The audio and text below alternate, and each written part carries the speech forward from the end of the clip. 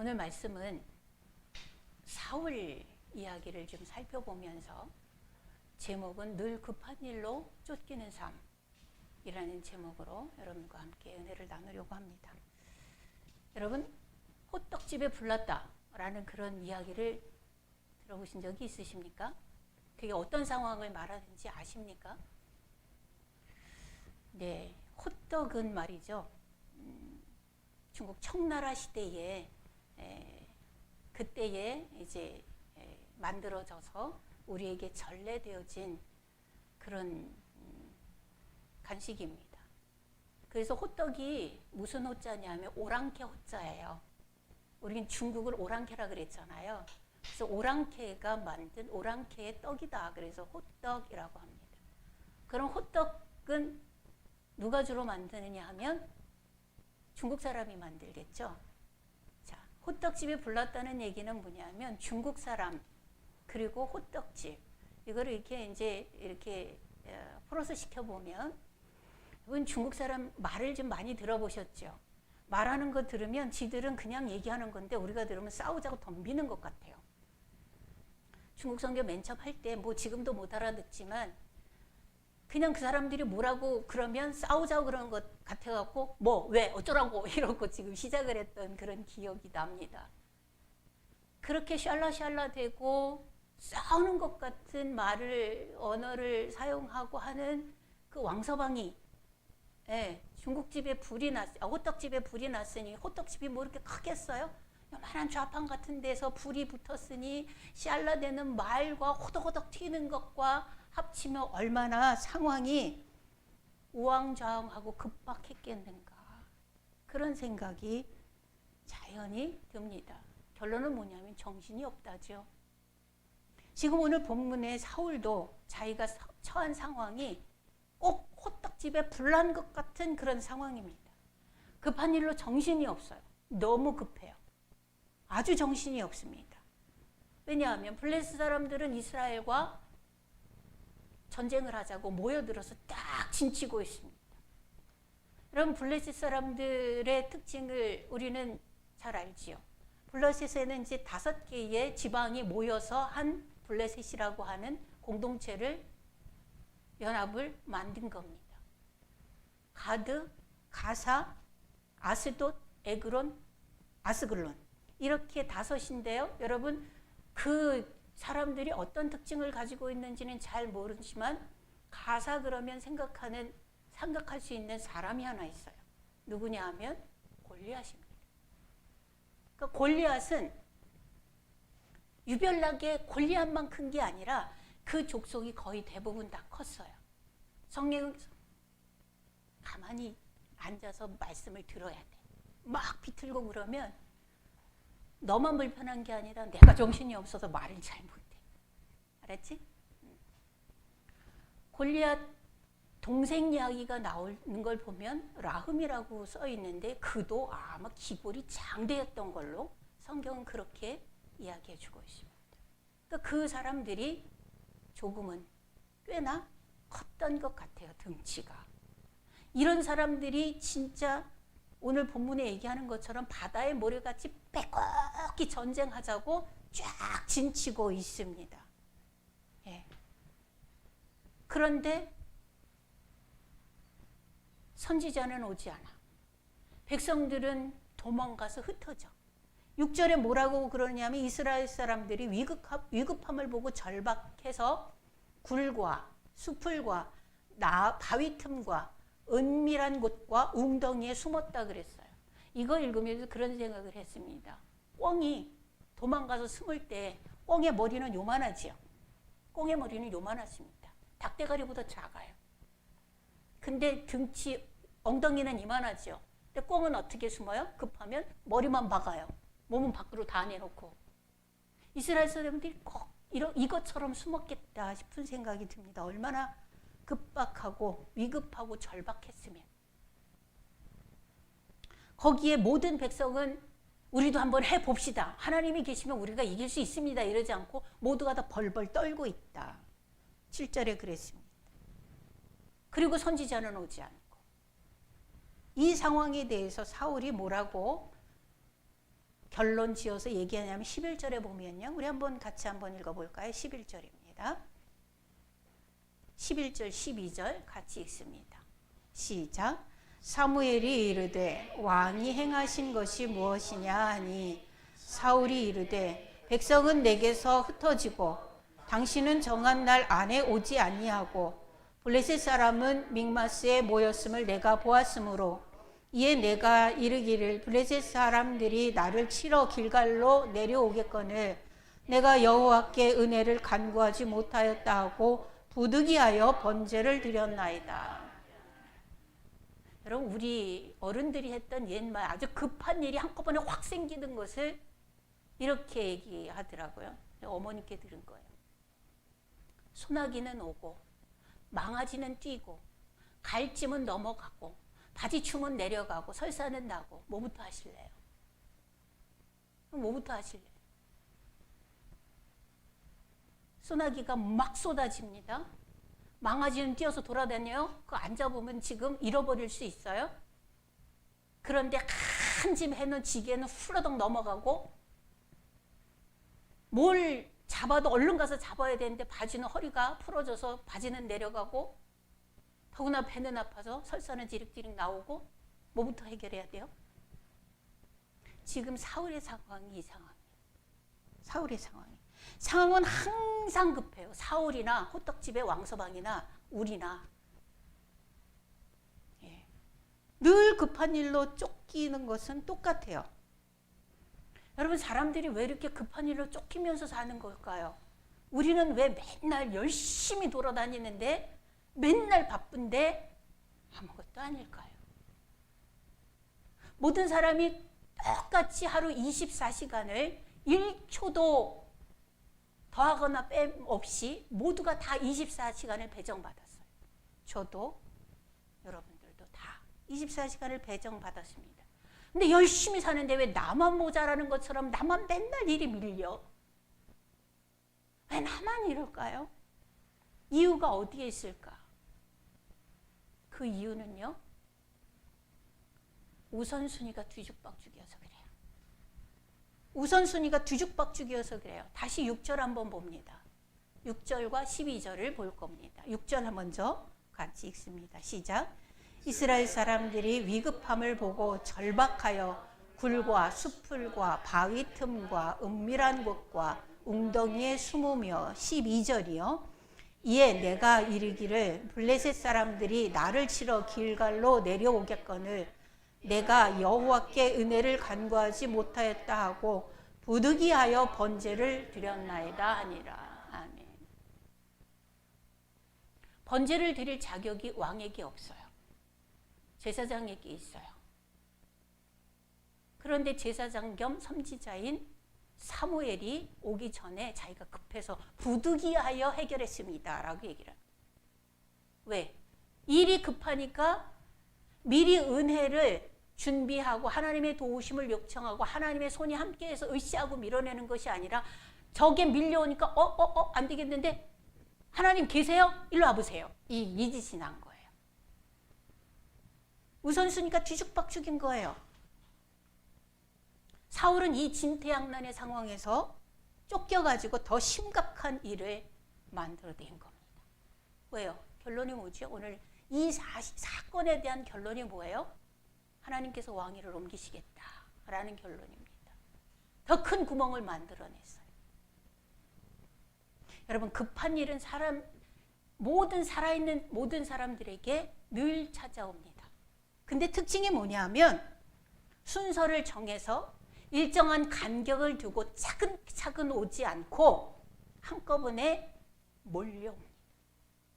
급한 일은 몰려와요. 급한 일은 몰려옵니다. 한꺼번에 정신 못 차리게. 그렇게 몰려오기 때문에 무엇이 중요한 것인지를 가늠할 수 있는 시간조차도 따질 수 없을 만큼 확 몰려옵니다. 여러분 꼭 기억해 두십시오. 급한 일이 급한 순서가 중요도의 순서는 아닙니다. 일의 급함이 중요함을 결정할 수는 없습니다. 꼭 그런 것만은 아니에요. 그렇다고 해서 급한 일을 안 해도 되는 일이다. 그 얘기는 아니에요. 지금 우리는 우선순위의 이야기를 하고 있습니다. 우선순위가 뒤죽박죽 되어지면 급한 일로 쫓기다 인생에 큰 펑크가 난다는 얘기를 하려고 하는 겁니다. 급한 일들은 중요한 일들을 제쳐놓게 만듭니다. 그래서 우리 인생에 큰 구멍, 펑크가 나게 만들죠. 급한 일의 특징이에요. 그래서 어떤 사람은 이 급한 일에 이전의 상황들을 급한 일의 횡포다 이렇게까지 표현을 했었습니다. 중요한 일은요, 오늘 꼭 안 해도 돼요.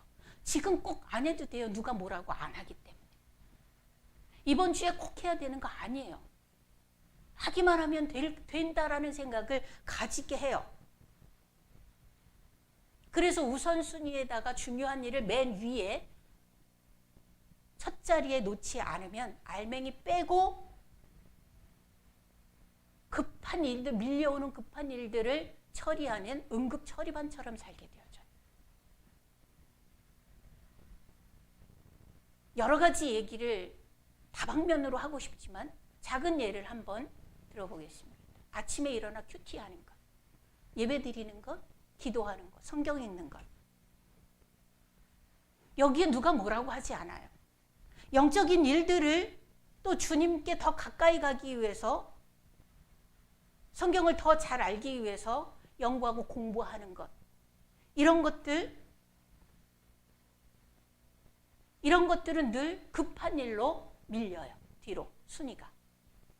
그렇지 않아요? 급한 일이 있으면 이따가 하지. 저녁에 하지. 내일은 꼭 해야지. 밀려 나갑니다. 그래서 80년대 큐티 운동을 아주 힘있게 일으켰던 양은순 교수는 뭐라고 우리를 훈련시킬 때 뭐라고 얘기했냐면 No 큐티, no breakfast. 아침에 큐티 안 했으면 밥 먹지 마라 이렇게 얘기했어요. 그래야 우선순위가 결정이 돼서 생활화가 말씀 묵상 훈련이 적용해서 말씀으로 살아가는 삶이 생활이 되어질 수 있다. 이렇게 얘기를 한 거죠. 요즘 선한목자교회 유기성 목사님은 얼마 전에 그런 얘기를 성도들에게 하셨더라고요. 여러분, 기도도 하는 성도가 되지 말고 기도로 사는 성도가 되십시오. 글자 한 개 차이인데 기도도와 기도로인데 도와 로의 차이가 이렇게 큰 줄 새삼 느꼈어요. 조사 하나가. 영적인 우선순위가요, 바뀌면 기도도 하는 성도가 될 수 있어요. 간간히 필요할 때. 그러나 우선순위가 영적인 것에 맞춰져 있으면 기도로 사는 성도가 될 수 있습니다.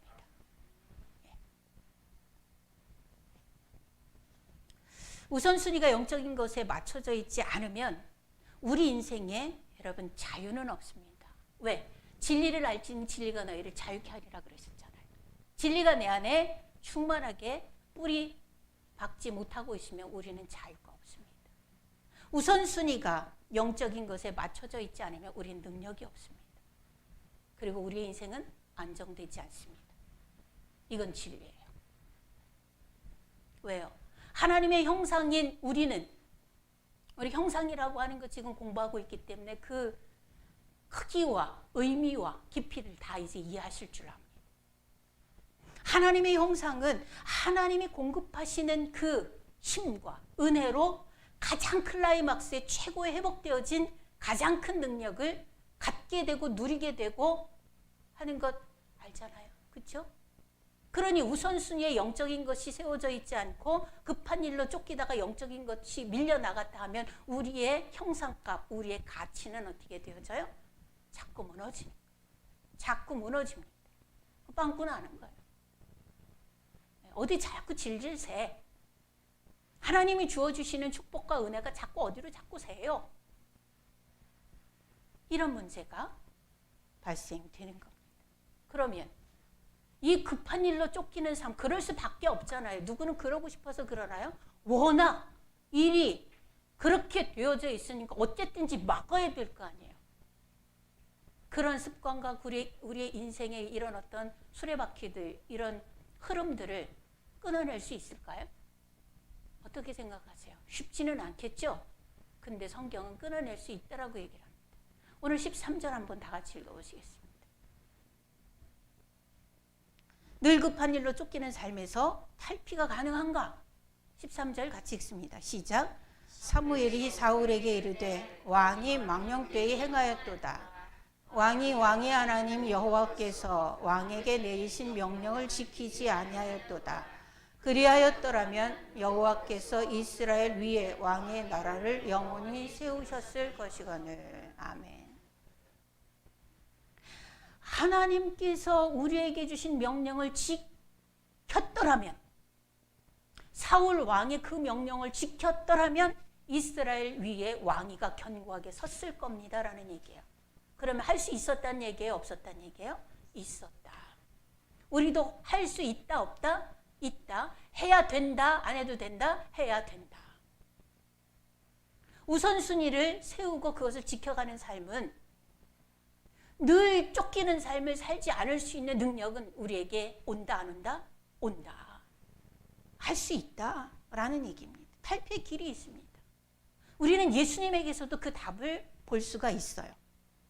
예수님은 요한복음 17장, 요한복음 17장은 대제사장의 기도예요. 예수님 죽으시기 전에 전 인류의 죄를 대속하는 대제사장으로서의 마지막 하나님이 앞에 드린 기도가 요한복음 17장입니다. 거기에서 17장 4절에서 기도하실 때 뭐라고 말씀을 하시느냐 하면 예수님께서 아버지여, 아버지께서 내게 하라고 하신 것을 내가 다 이루었나이다. 내가 다 이루었다. 예수님이 십자가에서 얘기하셨을 때 가상 7원 중에 하나도 다 이루었다가 있습니다. 여러분, 예수님의 공생애는 3년입니다. 3년. 3년의 기간 동안에 전 인류의 구원이라고 하는 우주적인 프로젝트를 완성시키는데 시간이 모자라지 않았다. 다 해냈다. 전 인류의 구원 완성이다. 라고 하는 마침표를 예수님이 기도로 찍었다.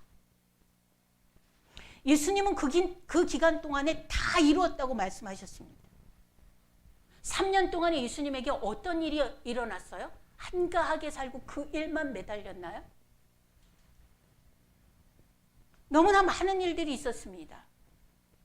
예수님이 전 인류를 구원하신다고 해서 대외적인 큰 일들만 그렇게 한 것은 아닙니다. 누구도 관심 갖지 않고 누가 봐도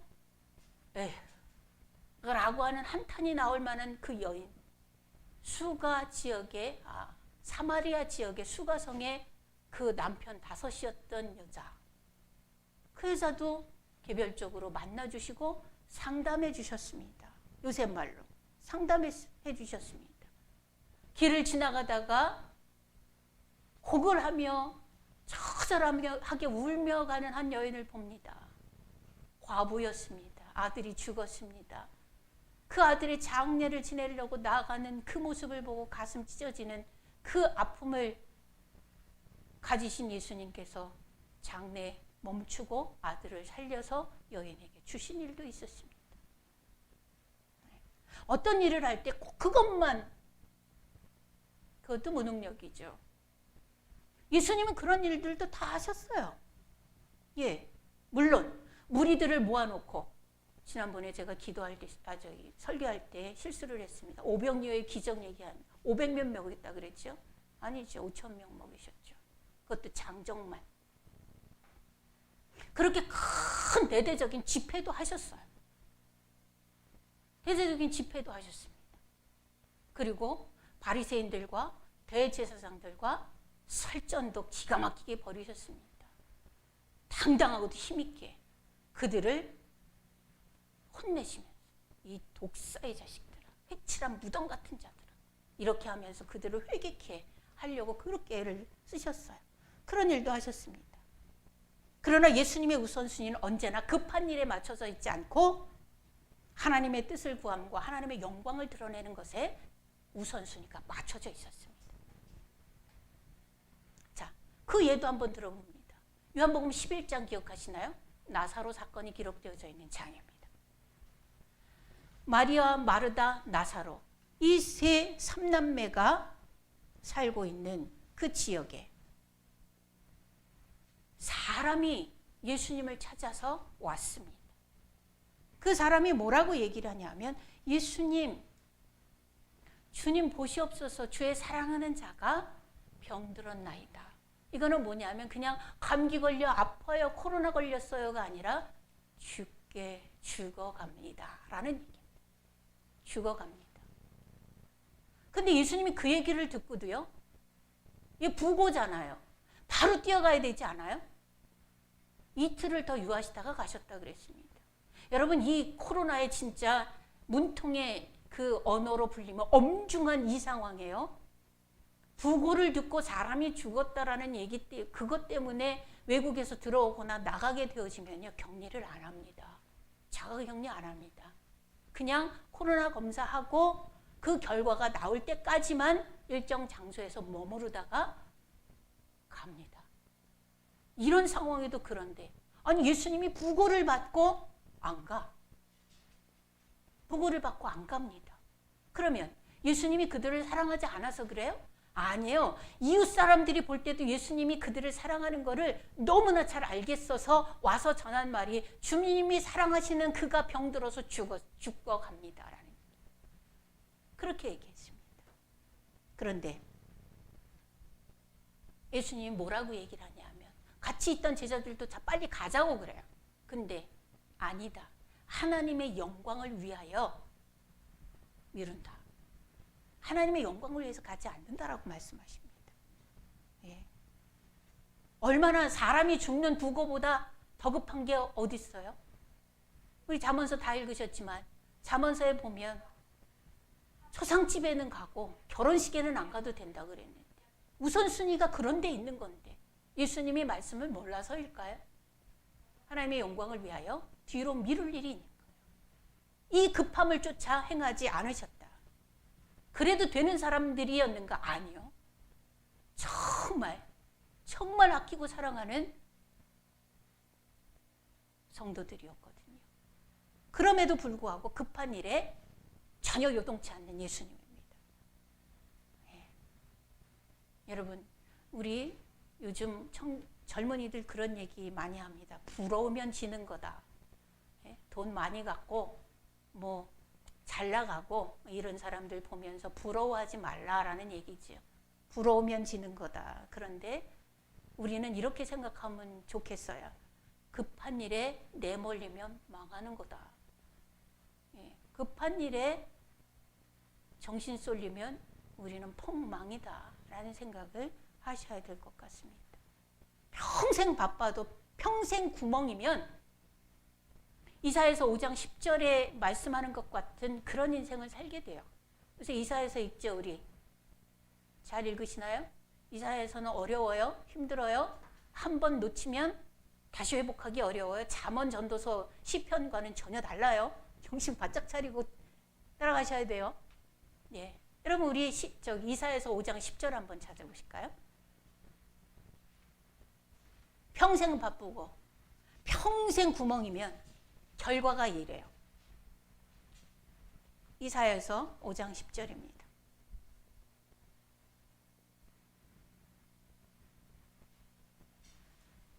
같이 읽습니다. 시작. 열흘가리 포도원에 겨우 포도주 한 바트가 나겠고 한 호멜의 종자를 뿌려도 간신히 한 에바가 나리라. 아멘. 여러분, 이거를요 지금 현재의 얘기로 바꿔서 말씀드려 볼게요. 열흘 정도 갈고 해야 한 번 갈아지는 정도의 큰 포도원입니다. 열흘 가리라 그랬어요. 열흘 정도 갈아야 하는 큰 포도원에 1년 농사를 졌는데 그 포도원에서 수확한 포도주가 23리터, 말통들이 통 한 통하고 생수병 2리터짜리 그거 한 병하고 500ml짜리 요만한 생수병 2개 나왔다는 얘기예요. 할만한가요? 농사 지을 만한 거예요, 이거? 네. 한 호멜의 종자를 뿌렸다. 그런데 한 에바가 났다. 이 얘기는 뭐냐면 한 발의 씨를 뿌렸는데 거둔 것이 한 대밖에 안 된다. 여러분, 우리가 30배, 60배, 100배의 축복이라는 얘기를 하잖아요. 그런데 이 농사를 하는, 연구하는 전문 학자들에 의하면 보통 흉작이 와도 벽실을 뿌려서 생산을 하면 최소 30배는 보통이랍니다. 30배. 그러지 않겠어요? 한번 이렇게 벼 피고 나서 알곡될 때 한번 그거 한번 줄기에 몇 개 달렸는지 한번 세어보세요. 30개만 달렸어요? 그거 벽시 하나에서 나온 대에서 30개만 달렸냐고. 네. 최소 30배랍니다. 60배. 정말 풍년이 들어서 하나님 큰 축복 가운데 풍년이 들면 100배랍니다.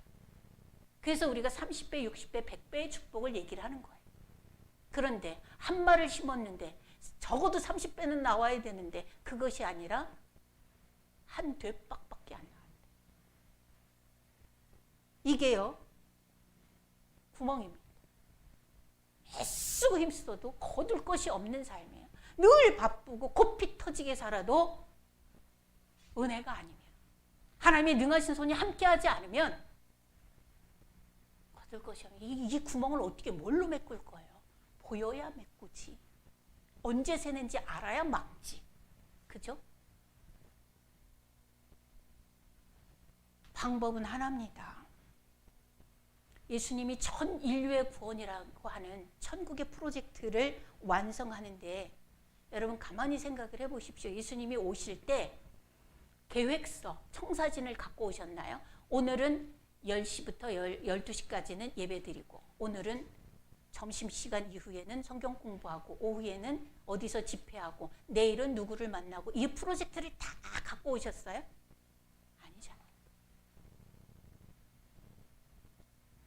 기도하면서 하나님의 지시를 기다렸고, 그 기다리면서 지시를 따를 능력이 입혀올 때까지 또 기다리고, 하나님의 스탠바이가 있으면 행하시고, 예수님도 그러셨는데, 하나님이신 예수님도 그러셨다니까요.